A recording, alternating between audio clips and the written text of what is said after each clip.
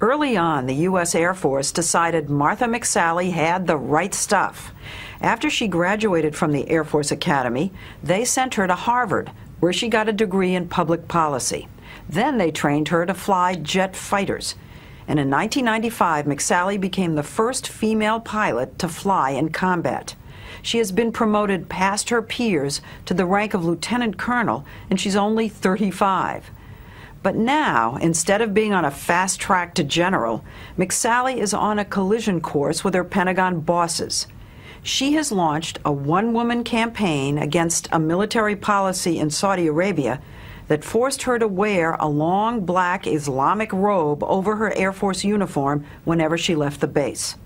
The dress code went into effect after the Persian Gulf War, the Pentagon says, to protect the troops from terrorism and harassment. Colonel McSally is not afraid of a good fight, but even she may not have calculated the risks to her career of her decision in the middle of the war in Afghanistan to sue the U.S. military. That irony, as I sat over there in Saudi Arabia and watched the images of the Afghani women being free from their burqa and listened to the First Lady's radio address talking about it, was just heartbreaking. We are the very women that are fighting the war that is freeing these women, yet we're subjected to similar Taliban-like, policies. All the military women stationed in Saudi Arabia, as McSally was, are under orders when off base to dress the way the local women dress, covered from head to foot in what the regulations call host nation attire. They have to wear a traditional Muslim outfit of the abaya and the abaya headscarf that goes with it. That's not like the burqa. Doesn't your face fully isn't cover covered. your face. Now, is there anything comparable in the regulations for men?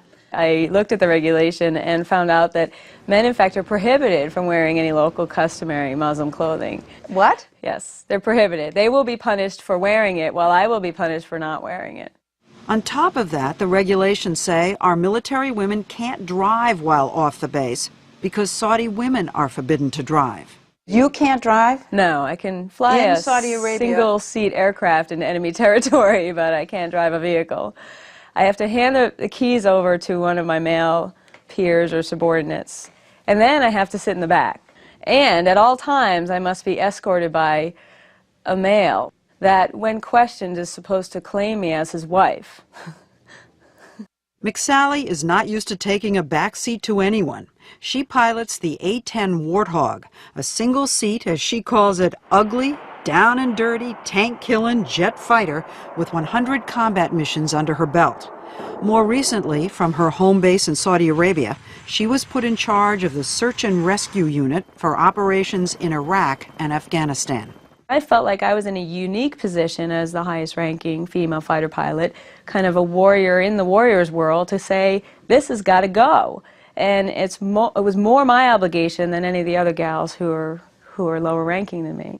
But what about the idea that the abaya helps the women blend in? If you go off base, whether you're in a car or whether you step out of that car, you have a bunch of clearly American military men with short haircuts and collared shirts and jeans walking around. Blonde. Yeah, so now what we look like is American military men with American military women wearing abayas.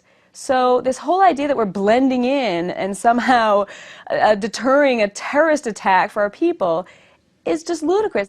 Defense Secretary Rumsfeld said on Thursday that when the U.S. military is based in another country, it tends to follow the rules of that country. We do certainly want to be sensitive to the customs and the culture of our host nation, as long as it doesn't conflict with our Constitution. I mean, that's the bottom line that's different. I'm not trying to be an ugly American.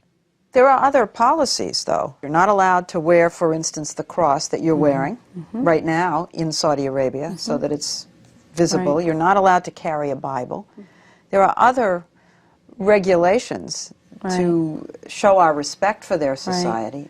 Well, those are regulations that all personnel all personnel have to abide by. Not just women. This is where we separate our men from our women, and we demean and humiliate just them.